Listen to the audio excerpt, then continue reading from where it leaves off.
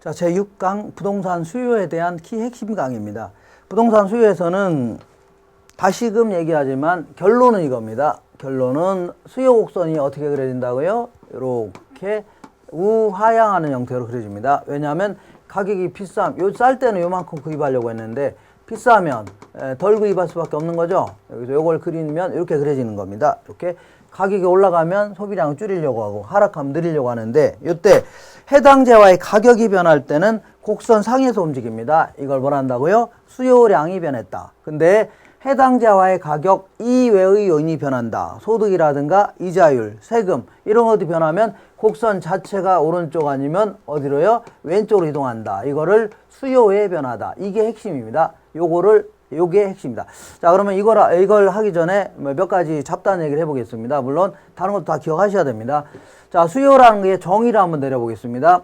일정 기간 동안에 구매하고자 하는 욕구 혹은 수량이라는 겁니다. 그러니까 내가 맥주를 50병 사 먹겠다. 그럼 정확한 표현이 아니죠. 한 달에 50병 사 먹겠다. 이렇게 해줘야 됩니다. 이걸 유량 변수다. 그 다음에 이거는 이미 판매자하고 가격과 수량이 절충돼서 최종적으로 구입한 수량을 얘기하는 게 아니라 순전히 누구 입장이라고요? 소비자 입장에서 그 사람이 갖고 있는 소득이라든가 아니면 기호라든가 이런 거 감안해서 이만한 가격에서 이만큼 사겠다. 저만한 가격에서 저만큼 사겠다는 사려는 의사를 얘기하는 겁니다. 그래서 뭐라고요? 사전적 개념이다. 그리고 이러한 수요는 반드시 뭐라고요? 구매력을 갖추면서 뭘 사겠다. 이게 바로 시장에서 실질적인 수요를 결정한다는 얘기입니다. 이때 경제 현상을 분석하기 위한 다양한 변수에는 일정 기간을 명시해야만 분명해지는 그러한 경제 변수가 있는가 하면 특정 시점을 명시해야만 분명해진다. 먼저 일정 기간을 명시해야 되는 게 우리가 일반적으로 수요, 공급, 그 다음에 그러니까 한 달에 몇 병 사 먹겠다. 그 다음에 1년에 몇 병 만들어 팔겠다. 그 다음에 6개월 동안의 투자량, 그 다음에 1년 동안의 국민 총생산, 6개월 동안의 어떤 지역의 신규 주택 공급량 다 기간을 명시해 줘야 됩니다. 근데 얘는 특정 시점을 딱 명시해 줘야 돼요. 그러니까 통화량이라는 것은 보통 그 시중에서 유통되고 있는 민간이 갖고 있는 화폐하고 그 다음에 그 은행이 갖고 있는 그 지불 준비금이라는 게 있거든요. 요걸 합쳐서 통화량이라 하는데 요것도 시간이 지남에 따라 계속 변동되는 거죠. 작년 말 다르고 어제 다르고 오늘 다르고 다 다른 거 아닙니까? 그러니까 특정 시점을 딱 명시한 다음에 그 날짜의 통화량, 그 다음에 작년 말 현재 우리나라 국부가 5천조다 이런 식으로,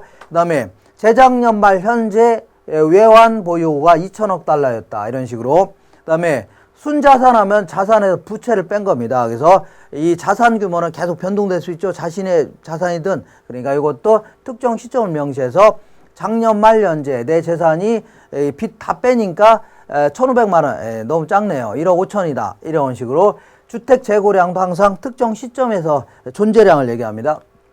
그 다음에 수요 함수는 자, 뭐 아주 어렵게 생각하지 마시고 어떤 재화에 예컨대 대림 아파트의 소비량에 영향을 미치는 것들을 쭉 한번 나열했다 생각하시면 됩니다. 대표적인 게 이제 대림 아파트 가격. 비싸면 덜 사고 싸면 많이 사야 되죠. 그 다음에 소득이라든가, 그 다음 다른 재화, 주변에 있는 삼성 아파트의 가격, 기호라든가, 이자율, 예상, 광고, 이런 것들이 다 영향을 미친다는 얘기죠.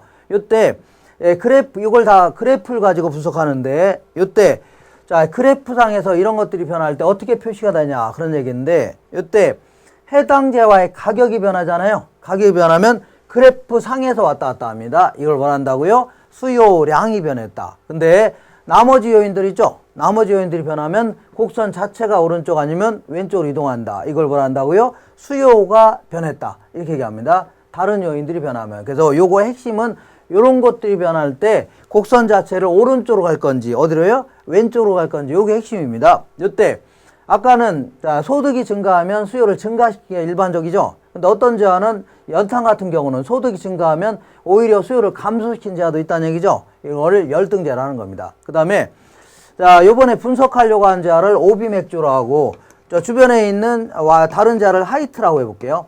요때 하이트 가격이 올랐다. 그럼 하이트 안 사고 그 대신 오비를 더 살 수 있죠. 그럼 결국 얘를 얘로 대체한 꼴이 되겠네요. 두 가지 재화의 관계를 뭐라고요? 대체제라는 겁니다. 그래서 시험에서 대체제 가격이 올랐다. 그럼 두 개 써놓은 다음에 하이트가 올랐다. 그럼 하이트 안 사고 오비를 더 살 수 있죠. 그러면 수요가 증가하는 겁니다. 이번에는 보완제 가격이 상승하는 경우 보완제 하면 커피하고 뭘 생각하라고요? 프림을 생각하셔야 됩니다. 프림.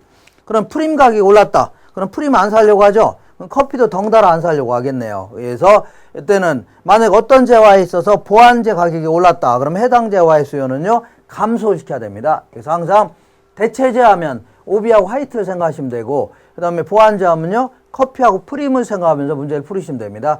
그 다음에 선호도가 증가했다. 그럴 경우는 당연히 수요가 증가하는 거죠. 문화 수준이 향상됐다는 얘기는 먹고 살만해진 거 아닙니까? 당연히 수요가 증가하는 거고, 앞으로 담배 가격이 올라갈 거라고 예상된다. 그럼 지금 당장 막 사놓으려고 하겠죠? 그러니까 수요는 뭐라고요? 증가하는 겁니다. 자, 그 다음에 수요 곡선이 우하향한다는 얘기는 왜 가격이 하락하면 수요량이 늘어나냐는 얘기죠? 그거는 크게 두 가지가 있습니다. 자, 갑이라는 사람이 100만원 월급 타는데, 자, 저 시간에 한 것처럼 맥주도 사 먹고, 뭐 또요? 다른 재화도 구입하는데, 다른 재화.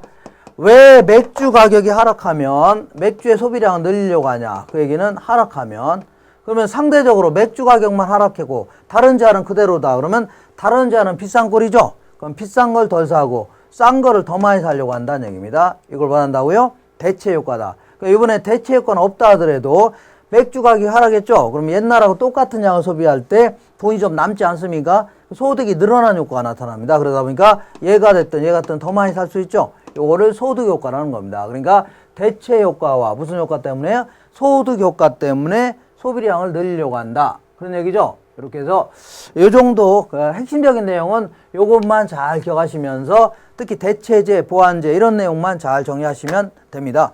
자, 요게 답니다. 내용 자체가 굉장히 많은 것 같지만 사실은 어떠한 내용이든 이렇게 A4 용지 반장 정도로 축소할 수 있다면 그거는 공부가 된 겁니다. 근데 뭘 물어보면 이 얘기했다, 저 얘기했다 이렇게 하면은 공부가 조금 좀 덜 되신 겁니다. 자, 이렇게 해서 계속 그 핵심적인 내용을 잘 파악한다면 빠른 속도로 정리가 될 겁니다. 이상입니다.